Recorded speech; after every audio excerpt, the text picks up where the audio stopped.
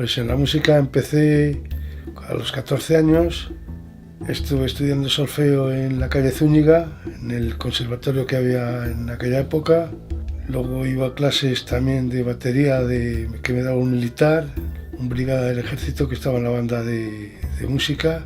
Y luego a partir de ahí ya, pues por mi cuenta, con el grupo ya formé Los Reyes Negros, fue el primer grupo que fundé. Duramos un año, al año ya fundé el grupo musical Los Licros y ahí ya fue desarrollando la idea de ir, empezamos por pueblos, tocando y como todas las orquestas, todos los grupos de la época, y ahí fue mi comienzo con la música.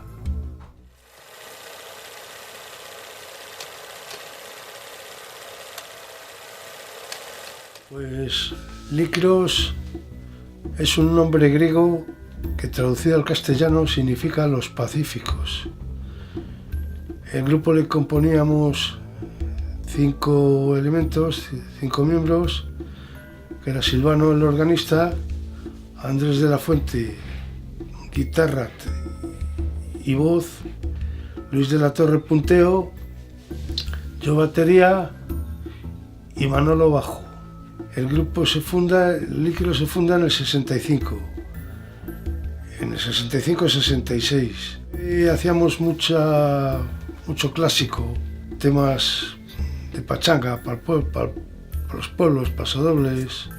Luego pasamos a la música, ya fuimos madurando y fuimos mejorando ya también, siendo más modernos. Pasamos a la música pop, después al rock. Luego jazz, hacíamos soul, swing, empezamos a hacer un poco de todo.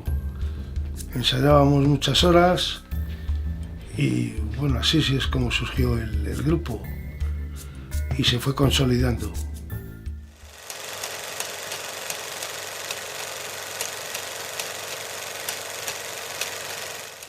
Bueno, pues en cuanto al estilo de música, nosotros hacíamos música clásica española.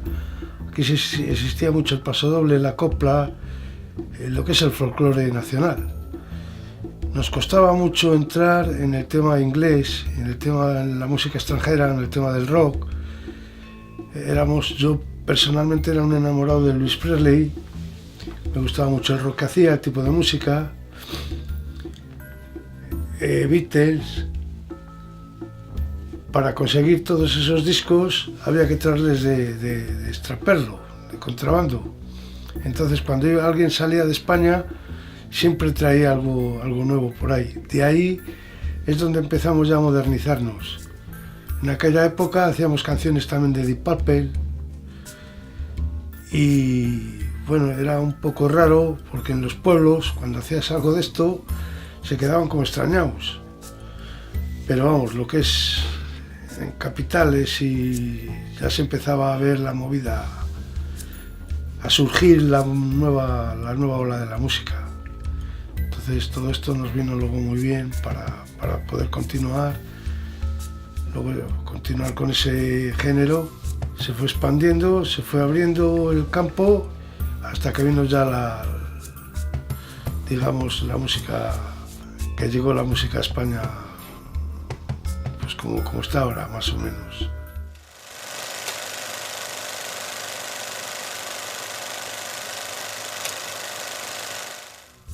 Bueno, pues ese récord fue una idea de Andrés de la Fuente, que en aquella época estaba la cosa muy mal para hacer propaganda y ponerte a nivel nacional en cuanto a la escala musical era un poco difícil.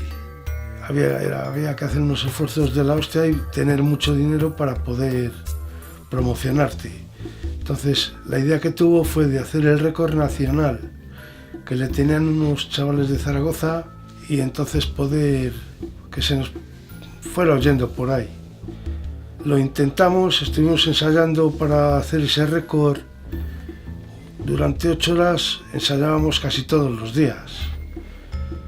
Pero para prepararnos para ese récord estuvimos luego 20 horas, luego un día entero, varios días de 24 horas sin parar. Cuando decidimos afrontar el récord estuvimos 2 días seguidos sin parar y ya fue cuando nos animamos a ir a por él. que estaba en 3 días el récord. Nos veíamos con fuerza, con ganas, y entonces ahí surgió la idea. Una vez que batimos el récord nacional, teníamos fuerzas y mucha ilusión.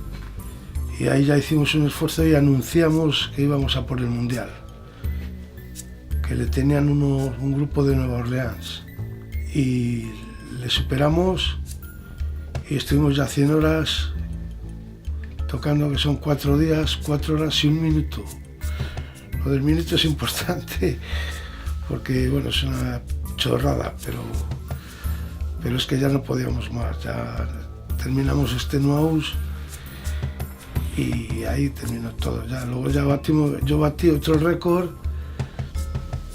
Estuve 3 días durmiendo. Entonces, parece que no, tampoco le he hecho nada. Ese récord no le tenemos registrado. El otro sí, el otro tenemos acta notarial y siempre había en el escenario 3 tíos. Cada miembro del equipo, del grupo, tenía, cada 24 horas teníamos 2 horas pues para comer, para hacer nuestras cosas, nuestras necesidades y atender a algún periodista, alguna entrevista que nos hacían. Y eso es todo. Así surgió el récord del mundo. Hoy día todavía no nos lo han quitado y seguimos manteniendo el récord, lo cual es un orgullo para nosotros, vamos, y para Valladolid también en concreto.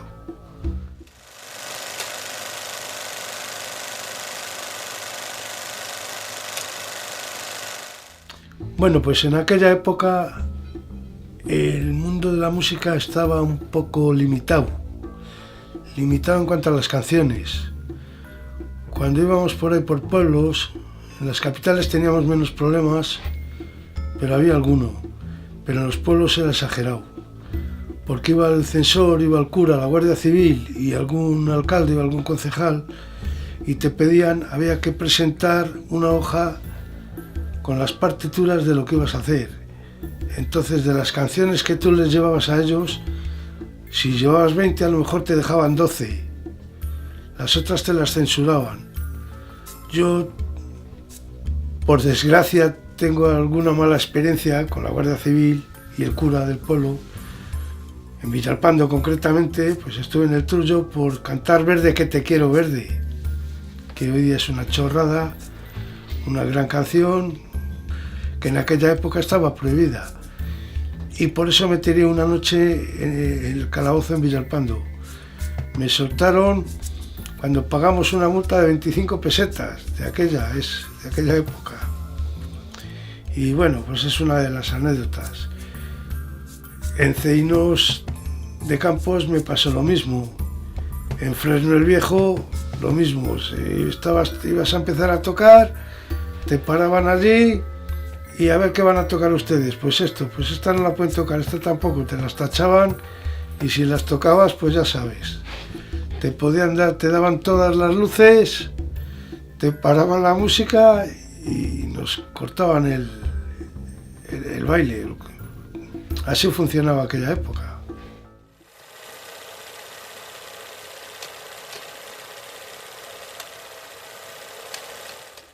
Bueno, pues en aquella época a mí lo que me ha marcado, todos los conciertos eran importantes, hemos acompañado a mucha gente, hemos sido teloneros de varios grupos, hemos actuado con los Lagartos, con los Relámpagos, Pequeñiques, Juan Pardo, Fórmula Quinta, en fin, todos son importantes, ¿no?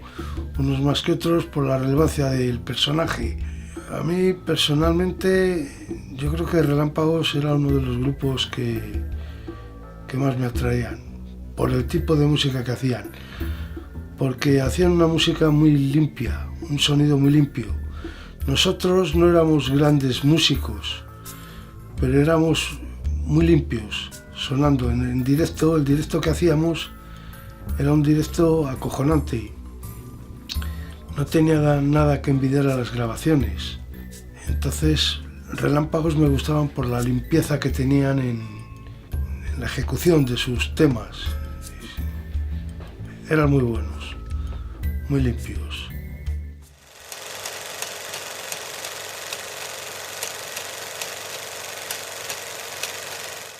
Pues cuando dejé la música ya me casé y una vez que me casé prometí dejar la música porque estando casado lo de la música es peligroso.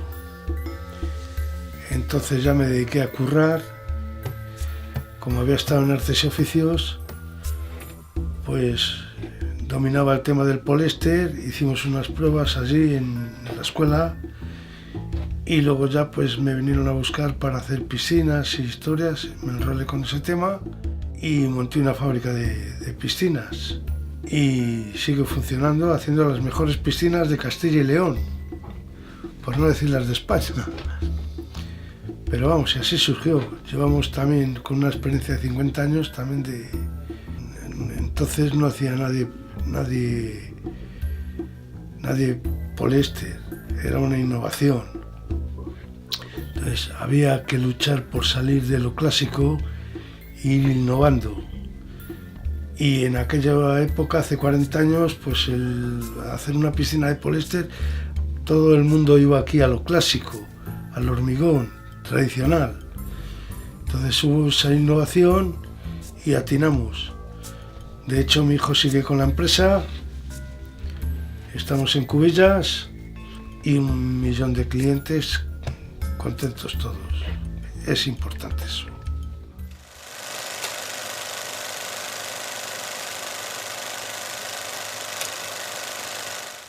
Pues el Corral de Comedias era un grupo de teatro dirigido por Juan Antonio Quintana y entonces cuando dejé la música para matar el gusanillo pues me metí en...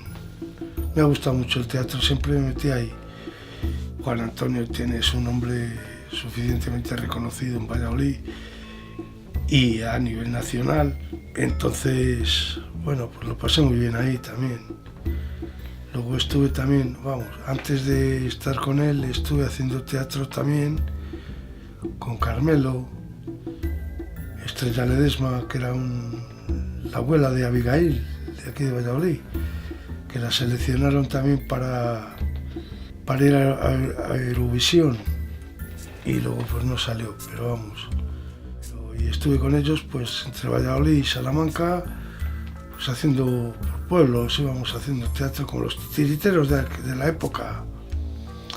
Y no ganábamos mucho, pero lo pasé muy bien.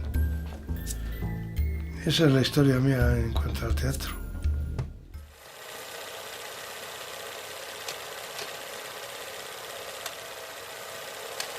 Paco Lentejas, continuando con la línea de lo del teatro, me encantaba hacer monólogos, hacer reír a la gente. En las épocas que estamos, el tema está muy jodido, no hay más que problemas personales, de hipotecas, colectivos, de trabajos. Entonces, para olvidarme de todo eso, pues quise hacer reír un poco a la gente. De ahí surgió el nombre de Paco Lentejas. Busqué un nombre simpático, podía haberme llamado Mauro, pero el nombre artístico había que arrancar una sonrisa en cuanto le leyeran. Y me pareció, un poco en broma, un poco en serio, me pareció un acierto muy serio. Y luego pues nada, estuve por ahí actuando, sigo haciendo algún bolo, muy pocos porque tengo ya limitaciones físicas y como el tema del tembleque y bueno, pues estoy un poco limitado. Y ahora pues nada, me dedico a hacer reír a los amigos y a mi entorno familiar.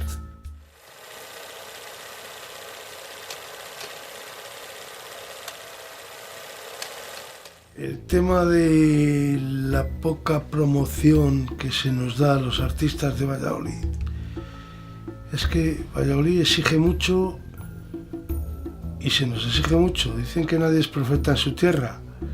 Si eres de Valladolid es más difícil todavía que seas profeta en tu tierra. Aquí no es que admiremos más lo de fuera que lo de dentro, es que no admiramos, yo creo que nada. Pero lo nuestro, lo que tenemos aquí, tampoco lo cuidamos. Posiblemente se cuide más lo de fuera que lo que tenemos aquí. Aquí tenemos grandes cómicos, grandes artistas, grandes músicos. Tenemos un elenco de guitarristas terrible y sin embargo no tienen salida fuera como los que tienen en Cádiz, por ejemplo, o los andaluces. Tienen no sé si es que se promocionan mejor. También tenemos un poco la culpa nosotros de que no nos sabemos promocionar.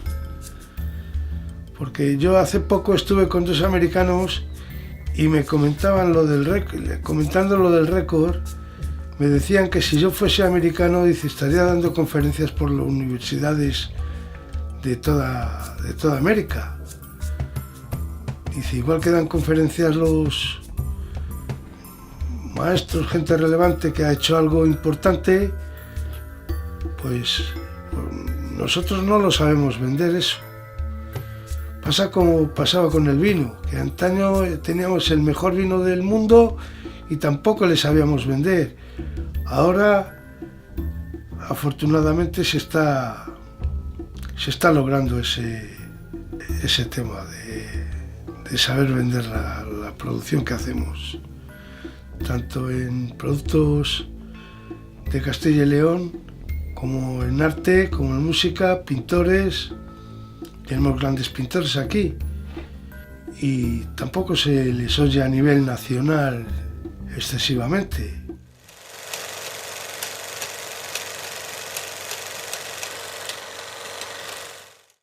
La música en Valladolid, pues la veo bien por el tipo de artistas que tenemos, de guitarristas, tenemos unas orquestas fabulosas y unos guitarristas. Ahí está Piti, que lo borda, Charlie Crespo.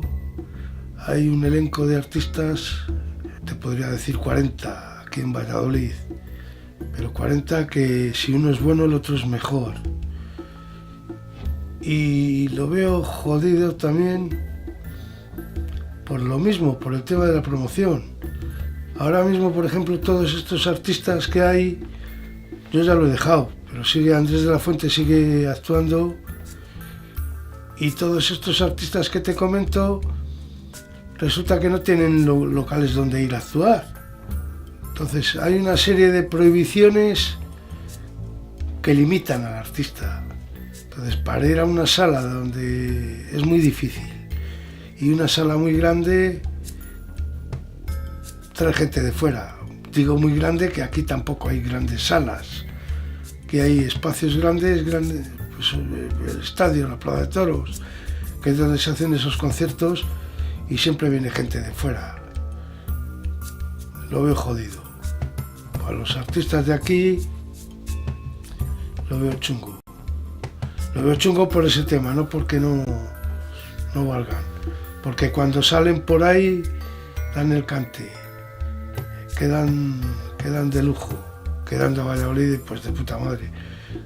Cómicos pasa lo mismo, tienes a Leo Harlem, a Vaquero, tienes 50.000 y son todos acojonantes. Pero claro, es que aquí vas a un bar y ¿qué te puede pagar un bar aquí por hacer un bolo? Si es que no saca del bar, no saca ni para él. Mal puede pagar, está muy mal, la cosa no la veo muy clara. Una pena.